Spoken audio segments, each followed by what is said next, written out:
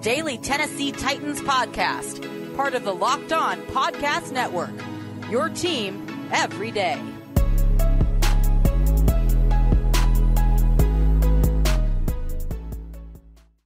Welcome to the Locked On Titans podcast. I am your host, Tyler Rowland. Titans fans, this Wednesday edition of the Locked On Titans podcast is presented by the Locked On Fantasy Live Show. Do you have fantasy football questions that you need answered before your draft? Make sure that you don't miss out on the Locked On Fantasy Live Show airing tonight on the Locked On NFL YouTube page. Go over there and subscribe to the Locked On NFL YouTube page right now so that you don't miss it, because our stable of fantasy experts are going to be answering your questions live, or you can submit your questions ahead of time by sending them to @LockedOnNetwork on Twitter. But we have a big Wednesday show ahead here on the Locked On Titans podcast. We're going to talk Tennessee Titans roster cuts. We're going to talk about the NFL Network's top 100 list and the Titans that made it. We're also going to discuss and preview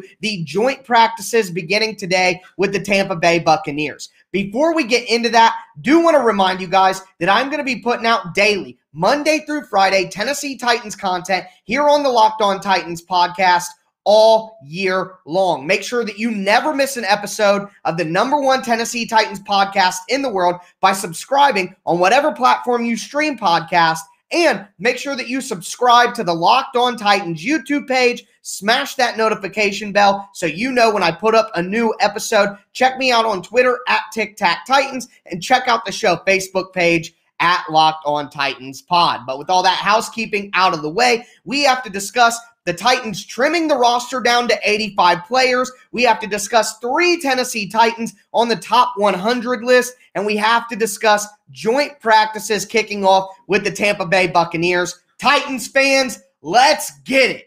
Diving into the Tennessee Titans roster moves. So as I discussed on yesterday's show, the Titans had to cut the roster down to 85 players from 90 as of 4 p.m. Eastern time per the NFL. And they were able to do that not just by cutting players, but unfortunately, injuries are piling up in training camp, and the Titans placed a few guys on IR as well to move them off the roster. Let's dive into the names. Number 1, the guy that actually got waived today, just outright cut from the team, was offensive lineman Paul Adams. Now, Adams been with the Titans for about a year and a half now on that practice squad, fighting for a roster spot. Unfortunately, on Friday night in Atlanta, he was the last offensive lineman to get reps, which is the true test of where you are on the depth chart. And besides that point, he didn't necessarily play that well either. He was injured early in camp, so the Titans just went ahead and cut bait. And Paul Adams was one of the players that we talked about yesterday when discussing who could be on the chopping block. So that did come to pass. Now, the next 2 players that were taken off the roster were because of injury. Defensive lineman Trevon Colley, who actually played pretty well at the beginning of the game against Atlanta, was placed on injured reserve with a foot injury. And then safety Tedrick Thompson, who literally just got to the Titans last week, he was placed on IR after a left leg injury in practice on Monday night. Now, you're asking yourself right now, wait a minute, that's only 3 players. I thought the Titans had to trim down to 85. Well, here's the thing. The Titans were only at 87 people when they started. So that brought the roster down to 84 guys. Now, your next question is, wait, I thought the Titans were allowed to have 85. Well, here is the cinch. The Titans have dealt with a ton of injuries at the safety position. Matthias Farley has missed time. Also, we've seen Dane Cruikshank miss time. Brady Breeze is now going to miss some time after getting injured. And not only that, I just mentioned Tedrick Thompson is hurt as well. So the Titans are missing a ton of different safeties. And with that final 85th roster spot, that's exactly what they did. Added another safety in Jamal Carter, who has spent some time with the Atlanta Falcons. Now, I don't expect Carter to really make a run to make the roster, but quite frankly, the Titans need bodies. So there you go. The roster is at 85.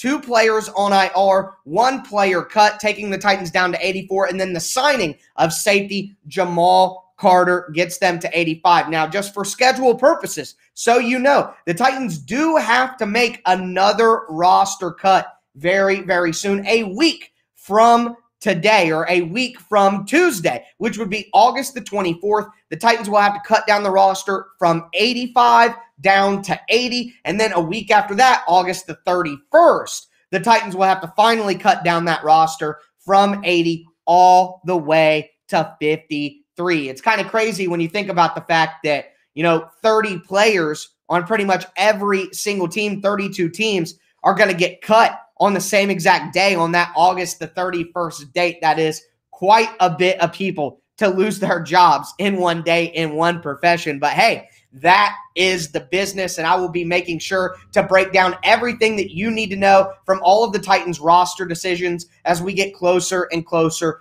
to those dates. Now, going forward in today's show, we are going to talk about some Tennessee Titans who made the NFL Network's top 100 list. It was just released earlier this week. Now, one thing to consider here is they only released the first 60 players from spot 100 all the way down to spot 41. So it's not the entire 100, but we still saw 3 Tennessee Titans players on that top 100 list, even though we only got about the first 60 guys. I'm going to tell you exactly who those Tennessee Titans were, but before we get into that, do want to remind you guys about betonline.ag, the fastest and easiest way to bet on all your sports action.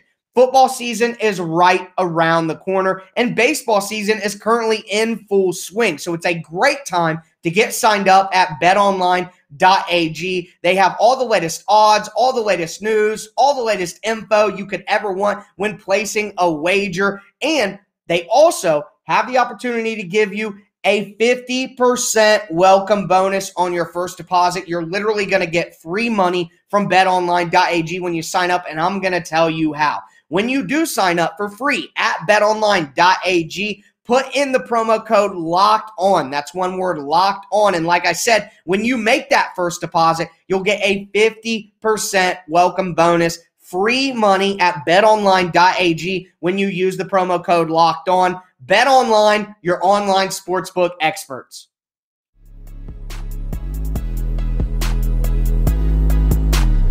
We are going to continue this Wednesday edition of the Locked On Titans podcast, breaking down everything you need to know from the first 60 players of the NFL's top 100 list heading into 2021. Now, as I mentioned earlier in the show, they only released the first 60 players, but there are 3 Titans there. We're going to go into that list. Number 1. Coming in at spot number 83, we have Titans quarterback Ryan Tannehill. Now, I personally just want to say, it's nice to see Ryan Tannehill get recognition. The Titans don't get a ton of national recognition all the time, and it's often, in my opinion, that the Titans' best players are underrated nationally because the Titans just don't get that kind of buzz. But the tide is starting to change, and having Ryan Tannehill on this list, despite all the narratives surrounding Ryan Tannehill. I mean, when you think about it, everybody says all he does is hand off. Derrick Henry made Ryan Tannehill. It's the offense. It was Arthur Smith. Ryan Tannehill never seems to get his just due. So the fact that he's even on this list, in my opinion, is a great sign, and it's something that you could be happy about as a Titans fan. But you also have to take into account that Ryan Tannehill was ranked 15 spots higher the year before. How does that make any sense when he didn't even play a full season in 2019 and then follows it up in 2020 with 65% completion, 3,800 passing yards, 33 passing touchdowns, only 7 interceptions, and then 7 rushing touchdowns as well to get him to 40 total touchdowns? How can you have that type of season, your team win the division, have a home playoff game, and you drop 15 spots? That doesn't quite make a lot of sense, but at the end of the day, you got to take what you can take, and I'm happy to see a Tennessee Titans quarterback as part of the top 100 players in the NFL. Now, here's the parts where, you guys might get triggered a little bit. Now, I'm going to try to be as unbiased as possible here, but when you look at a quarterback that's ranked ahead of Ryan Tannehill, it doesn't sit well, quite frankly. And Baker Mayfield is at number 71, 12 spots higher than Ryan Tannehill. Now, Baker Mayfield's a good player. He should be in the top 100. I'm okay with that. I learned my lesson hating on Baker Mayfield last year. Trust me. And all of you guys who have been listening to the show for a while, you know exactly what I'm talking about. And if you haven't been listening to the show for a while, let me just say the Titans lost to the Browns last year, and it is 100% my fault. It's going to be on me. I'll take that loss forever. Not a problem. I can shoulder that blame. But Baker Mayfield had 62% completion percentage, only 3,500 yards compared to Tannehill's 38, 26 touchdowns, 8 interceptions. Tannehill had 37 and 7, not to mention the rushing touchdowns.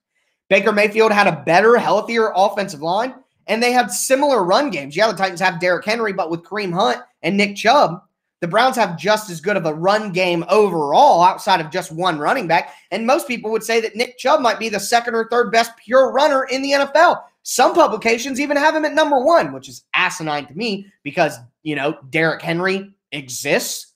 But either way, the situations and the help around the quarterback is very comparable, except for Ryan Tannehill completely outperformed Baker Mayfield statistically. So how can Tannehill be that far behind Baker? If those two were switched and Tannehill was 71 and Baker was 83, that would make a ton of sense. Now, I do want to mention one other quarterback here, and I'm not going to make the argument that Tannehill should be higher, but I'm sure some of you would.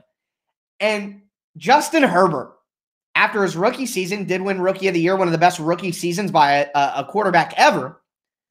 Justin Herbert was at 56. 56.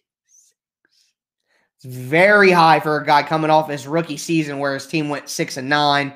I have high hopes for what Herbert could do in year 2, but 56 and that much ahead of Baker and Tannehill, almost 30 spots ahead of Tannehill. Come on now. Nobody can believe that. Now, Herbert was good. He had over 4,000 yards, 33 touchdowns, 10 interceptions.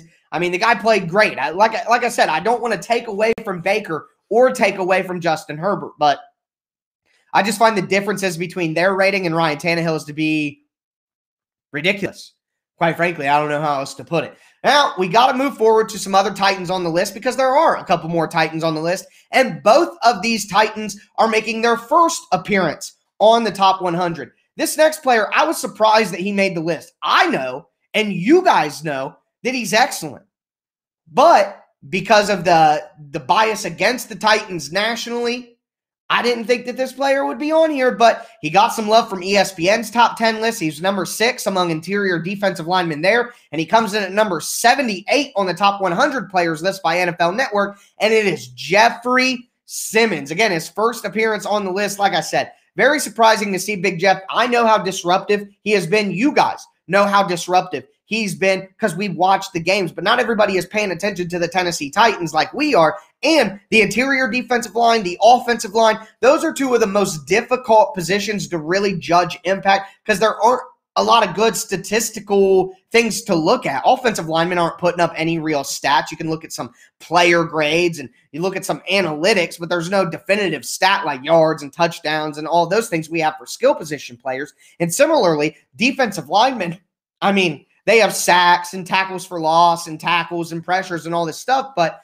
I mean, you can not have a dominant statistical season and still be one of the most dominant interior defensive linemen in the NFL. So it's just a hard position to gauge, but glad to see that Jeffrey Simmons getting his just due nationally and around the league. People know who Jeff Simmons is, and this year he's going to let them know that he's one of the best there is, period. So excited to see Jeff make the list. Then the next Titan at number 62, A.J. Brown. His first appearance on this list. I don't know how he didn't make the list at all after his rookie season in 2019, but either way, 2 years in, A.J. Brown comes in at 62, and I think he's going to go even higher after this year. Remember, last year, he had 2 injured knees the entire season that he had to have surgery on. Now A.J. is healthy. He's ready to go. He's as confident as ever. It's about to get crazy. I expect A.J. Brown to be in about the top 40, top 30 by next year's list. So those are the 3 Titans that made the first 60 players. We still have to go 40 down to 0, and I do expect a couple more Titans on the list. Number 1, Derrick Henry. Last year, he was in the top 10. He was number 10. I expect him to be in the top 5. Remember, this list is done by other NFL players, and other NFL players tend to have more respect for running backs than the national media. There's a bias against running backs in the media for understandable reasons, but the NFL players tend to respect the position a little bit more. So after a 2,000-yard season, 2 years in a row of leading the NFL in rushing, Derrick Henry is going to be top 5. Now, the other Tennessee Titan I expect to see in here is Julio Jones. And although Julio was injured for about half the season last year, all the players around the league still respect his greatness. And when he was out on the field, he was killing them. So I expect Julio Jones to be somewhere from 25 to 35, somewhere in there. He was number 11 last year, obviously going to drop off a little bit from that. Now, before we move on to previewing the Tampa Bay Buccaneers versus the Tennessee Titans in joint practices, I just wanted to give a little bit of love to a former Tennessee Titan who made the top 100 list, and it was wide receiver Corey Davis, who made it at number 91. Now, I didn't want the Titans to bring back Corey Davis because I figured he would get the amount of money that he ended up getting from the Jets, about $12 to $13 million a year. Didn't think that was worth it. So I know some of you guys are going to bring that up, but that does not mean that I wish ill on Corey Davis or I don't want him to succeed in New York. I hope Corey Davis plays great in New York for the Jets because, quite frankly, Corey Davis could have an amazing year, and I don't think the Jets are going to harm the Titans' long-term goals in any way. So I'm okay with Corey Davis doing good for the rest of his career. Congrats to him. Got his money. Pretty good play there at the end of his career in Tennessee. Congrats on being in the top 100. Obviously, Corey dealt with some injuries early on in his career. It was a big step for him being consistent. But that is going to do it for our review of the top 100 list by NFL Network. Like I said, we're going to move into previewing joint practices with the Tampa Bay Buccaneers next. Before we get into that, though, do want to remind you guys about the best tasting protein bar ever, and it comes from our friends over at Built Bar. They have a ton of different flavors on the website. They have something for everyone. My personal favorites are the peanut butter brownie and the salted caramel. Take that peanut butter brownie, stick it in the microwave for about 15 seconds. Boy, it tastes like a dessert you would have got at a restaurant. The taste is really excellent. The bars are covered in 100% chocolate, but it's not just the taste. The bars are healthy for you as well. They're low calorie, low sugar, high protein, high fiber. They're great as a meal substitute or just a guilt-free snack. I'm not on a diet or anything, and I love eating the Built Bars just because they taste good. Make sure that you head over to BuiltBar.com, use promo code LOCKED15, and you'll get 15% off your first order. Once again, that's promo code LOCKED15 for 15% off at BuiltBar.com.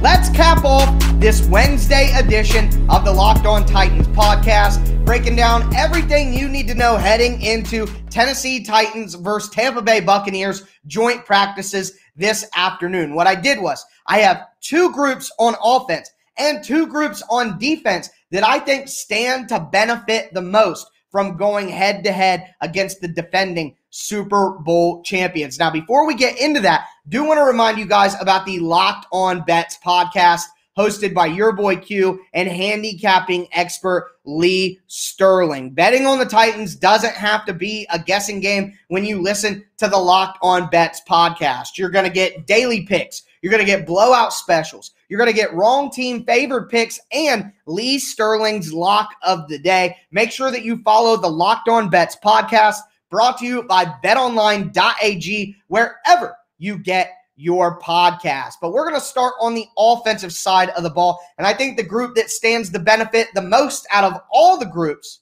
on offense is the offensive line. And the reason for that, the Tampa Bay Buccaneers have a fantastic defensive front led by names like Ndamukong Suh, Vita Vea, Shaq Barrett, Jason Pierre-Paul. Even rookie Joe Tryon has been impressing in training camp and in preseason. You also have a depth guy like Will Golston. They have a really good rotation there. Had the 5th most sacks in the NFL as a defense in 2020. The Titans' offensive line stands to get a lot better by having the opportunity to go up against that D-line. Now, how much will the Titans starters actually play in these joint practices? So far, Taylor Lewan has not gone full go in 11 on 11 situations. Nate Davis and Ben Jones have been missing a ton of practices lately. Roger Saffold is a veteran who, do you really need to put him in that situation? And then, in my opinion, Kendall Lamb was set to be the starting right tackle, but then he injured his arm during practice last week. So who knows what's going on there? Ty Sambrilo, like Taylor Lewan, coming off of an injury. He's probably not ready to go full go in 11 on 11 yet. None of those guys I just mentioned played in the preseason game against Atlanta. So what will the Titans do? Will they take advantage of this opportunity to, sharpen iron versus iron and make the O-line better? That's something that I'll be paying attention to, but I certainly hope that the starting offensive line gets a chance to go up against that talented defensive front. It's only going to get them as ready as possible for the regular season. And then staying with the offensive side of the ball, the tight end group. The tight end group, not only in blocking, but also going out for passes, is going to have to contend with the stout linebacker group from Tampa Bay. You have young linebacker Devin White, who is just a missile all over the field. You have Sage veteran Levante David, the one-time All-Pro and Pro Bowler. They even have good depth with KJ Britt and veteran Kevin Minter. So I like what the Tampa Bay Buccaneers have at the linebacker spot. It's going to be a difficult task for guys like Anthony Furser, Jeff Swaim, Luke Stalker, Tommy Hudson, Jared Pinkney, even Miller Forrestal, Cracker Miller, it's Forrestal time. It's going to be tough for those guys to not only block those linebackers, but also get open across the middle of the field. I would say Devin White and Levante David might be the best combination of pass coverage linebackers in the NFL. San Francisco has a pretty good set. There's a few other sets that are pretty good, but that's probably the top pairing in my opinion. So the tight ends will be tested across the middle of the field. We are going to transition into defense. And like the offensive line, the number one group that I think stands to benefit from going up against the Tampa Bay Buccaneers on defense is the Titans secondary. They're going to go up against a wide receiver and tight end group with a ton of talented options. At wide receiver for the Bucs, you have Mike Evans, Chris Godwin, Antonio Brown, Tyler Johnson, Scotty Miller. At tight end, you have Gronk, O.J. Howard, Cam Brate. I mean, that's a very solid group of pass catchers. The Titans secondary, not just the cornerbacks, but the safeties are going to have their hands full. Jack Rabbit, Kevin Byard, Amani Hooker, Christian Fulton. Hopefully Christian Fulton is feeling good to go after a little bit of an injury earlier in the week. Also, looking down after that, you got to think about the Titans safeties that are new in the building. Clayton Gaithers, Bradley McDougall, Jamal Carter, who we just talked about. The Titans just signed Jamal Carter like an hour and a half ago. And he's going to have to play big time for the Titans in these joint practices. At the cornerback group, you obviously have Breon Borders, Caleb Farley, Elijah Molden, Chris Jones. I mean, it's going to be a tough task, but it's only going to make them better. And I would rather have the Titans deal with this right now before the beginning of the season. And lastly, on defense, the Titans' defensive line. The Buccaneers have a very good offensive line. Only gave up 22 sacks in 2020. That was the fourth least in the league. They got Donovan Smith, Ali Marpet, Ryan Jensen, Alex Kappa, Tristan Wirfs. I mean, just a really good line. And obviously, I talked about the Tampa Bay defensive line and talked about the Tampa Bay offensive line. And that should kind of ring a bell in your guys' head. Football is won in the trenches. The Titans put a bunch of money towards Bud Dupree, Danico Autry. Went with youth in the secondary because winning up front is the genesis of everything you need in football. So those battles in the trenches are going to be very important for the Titans as they take on the Buccaneers. But that's going to do it for me today, folks. Make sure that you subscribe to the Locked On Titans podcast on whatever podcast platform you do stream. Also, please check out the Locked On Titans YouTube page. Smash that notification bell so you know when I put up a new episode. Things are growing really, really fast over there. Thank you guys so much for all the support. But that's going to do it for me today, folks. As always, I am your host, Tyler Rowland, and this was Locked On Titans.